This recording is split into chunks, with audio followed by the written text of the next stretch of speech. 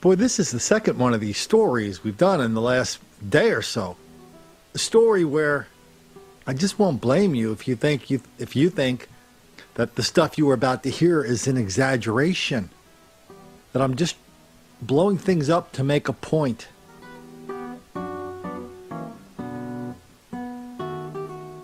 This latest case involves white people moving into black neighborhoods. You know what happens when white people move into black neighborhoods? They cause crime. Because everybody knows that if you took all the cops out of the black neighborhood, put them in the white neighborhood, you'd find the same kind of crimes and the same kind of amounts. And the only reason that all these black people are getting arrested for no damn reason whatsoever is white racism from the cops, from the judge, from the jury, from the prosecutors, from the court-appointed psychiatrists, from everybody. It's all a bunch of racism. That's the only reason why. First time I think the biggest first time I heard this fairy tale was when I heard John Conyers testifying in Congress that the only reason more black people are in jail is because of over-policing. And he always presents these things as if it's kind of a fact that everybody knows. Colin, you didn't know that? You're probably the only person who didn't know that, Colin. Next time I heard it was a few weeks later when the biggest minister in the humble burg of Wilmington, Delaware, got on the channel sponsored by the Wilmington City Council, looked in the camera in the company of the city's PR director and two students who he was supposed to be mentoring. And he reminded everybody that the only reason the crime is so big in Wilmington is because they put all the cops in the black neighborhoods. They don't put them in the white neighborhoods, because if you put the cops in the white neighborhoods, you'd find the same kind of crime and violence and mayhem and disaster you find in black neighborhoods. Everybody knows that. Colin, why don't you know that? You're not really that smart, are you? Are you, Colin? Next time I heard it was in Manhattan. City councilman and a couple of other New York City councilmen and a black councilman, a black moderator, and a couple of white professors, they were all talking about gentrification and what a catastrophe that was for their neighborhood. And what's the worst thing that could happen to your neighborhood? White people can move in. What are the early signs? A white jogger. What's another sign? A white couple pushing a stroller through your neighborhood, a black neighborhood. Oh no, can't have that. I mean, I was waiting for one of these guys to stand up and, start screaming through the audience out the theater doors, yelling, "The white people are coming! The white people are coming! To arms! To arms! The white people are coming!" On some level, though, we do have to start thinking about how you have all these public officials all over the country saying white people are not welcome in our neighborhood. This racial venom, this black on white hostility dripping from every one of their comments. You have to wonder. No, you don't have to wonder. We can observe it. We can see that. We can see the venom. We can see the hostility, and we can see the violence, all existing in the same quantities in the same places, all over the country. And people come to us and they go, "What, Colin? I don't know. I don't know how you could ever say those things are related. That's kind of crazy." Now we come to the Atlantic magazine, the venerable Atlantic magazine. This is one of the oldest, most respected magazines in America. Parentheses, that means liberals have been supporting it and reading their stories for a very long time. A couple of years ago, the Atlantic decided they were not going to fall behind any magazine when it comes to being down with the cause. So they started publishing stories by the great Ta-Nehisi Coates, a fraud we've exposed on these pages many a time. I mean, all he does is he writes books about his life story, and the life story is the same. I mean, his life story is, I grew up in Baltimore, and every time I stuck my head out of my house, I got beat up by or chased by a bunch of black people. And oh, by the way, that's the fault of white racism, and any idiot could see that. Why can't you see that, Colin? This guy flies around the world on behalf of the Atlantic. Goes to the Aspen Festival of Ideas. Then he jets over on private planes. Then he jets over to Paris with his family. And now we've got these editors at The Atlantic. They're carrying on. They're doubling down because this is what happens when white people move into a black neighborhood. We have conditions for more surveillance and more misconduct. Okay, the story begins with a parade. Every year they have a Caribbean Day parade there. I forget what it's called. But they call it a Caribbean Day parade, but it's really a black parade. And every year they drink. There's lots of drinking in the daytime and the evening. The parades at night goes on all night. Lots of property destruction, mayhem, violence, disregarding police orders, that kind of stuff.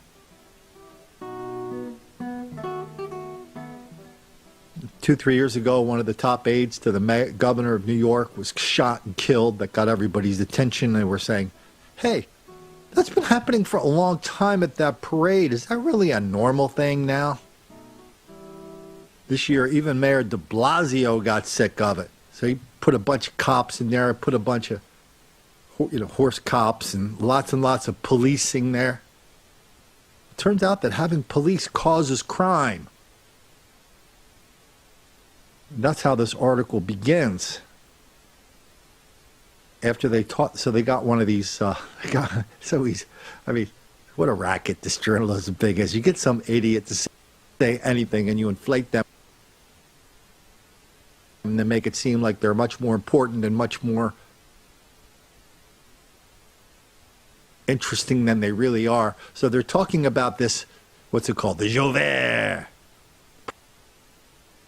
parade. It derives its name from a Creole term for daybreak.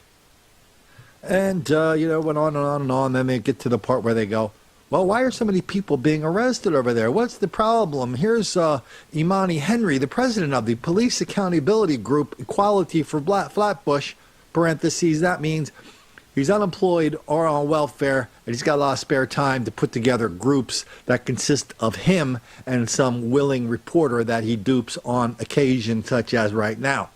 Let's hear what Mr. Imani Henry has to say. Quote, there's a criminalization of our neighborhood.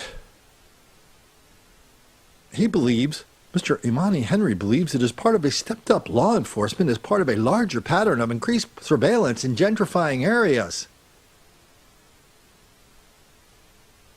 And the police actions have coincided with increased gentrification. That claim is not just speculative, says the reporter. After the past 2 decades, gentrification has become a norm, blah, blah, blah, blah, blah, blah, blah, blah, blah. And this is what happens. This is what really happens in gentrification. They often leave out a critical side effect that disproportionately affects communities of color.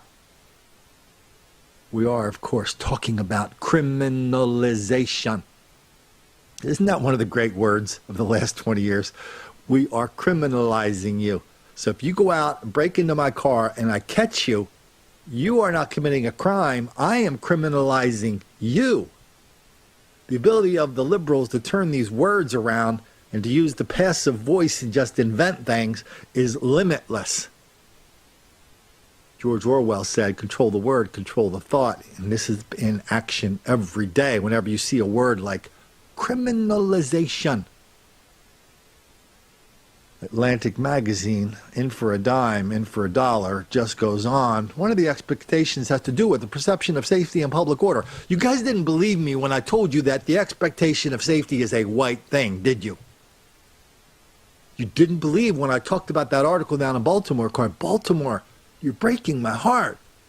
Dozens of black people, including people who worked for NPR and lots of other news sites in Washington, Baltimore, took to the web to condemn that woman for writing an article about crime in Baltimore, even though she came out and said, oh, this is not about race.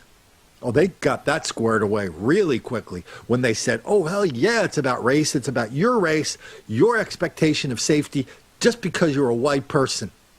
Well, that's not how we roll in Baltimore. That's not how they roll in New York with Mr. Hamani. Let me just blow through some of this article. Long-term residents begin to find themselves tangled up in a criminal justice system for so-called quality of life crimes. where police are drawn to neighborhoods where they didn't necessarily enforce nuisance laws before. Nuisance, yeah, I'm walking down the street, somebody punches me in the face. Yes, that's definitely a nuisance. Here we go. It's not a question of how many people are committing crime. It's a question of where police are directing their law enforcement sources, said Mr. Butler.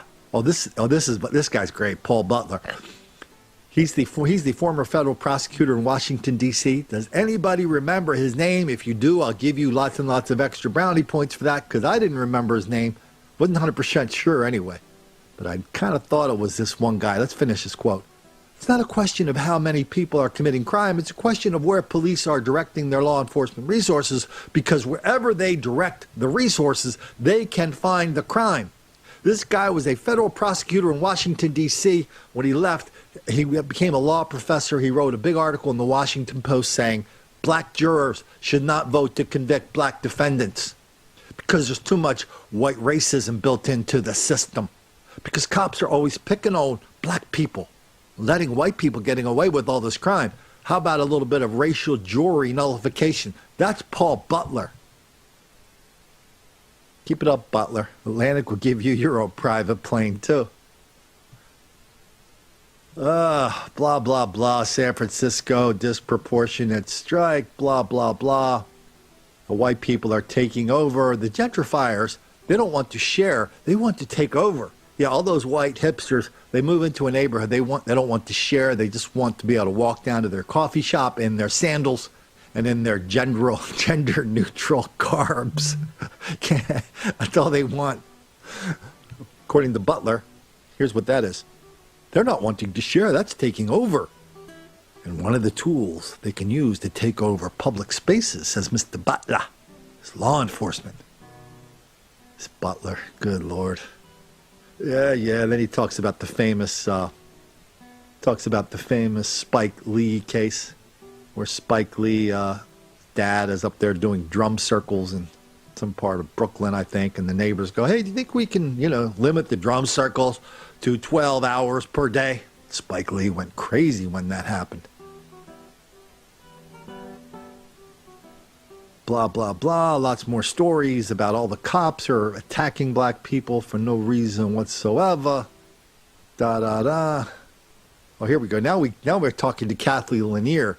Now they bring up Kathleen Lanier. She was the former police chief of Washington, D.C. from 2007 to 2016. What happened to your city during that time, Kathy? Is there one human being on this planet besides you who think you made a difference to make Washington safer? Or did Washington become a more dangerous chocolate and dirty city on your watch? Did your crime numbers go down, Kathy?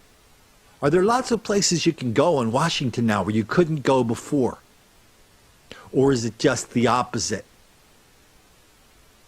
Done so many stories on Washington, D.C.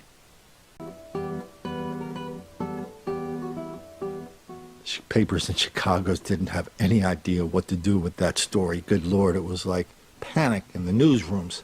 Here's a judge saying that black people are naturally disposed to attack and harass white people.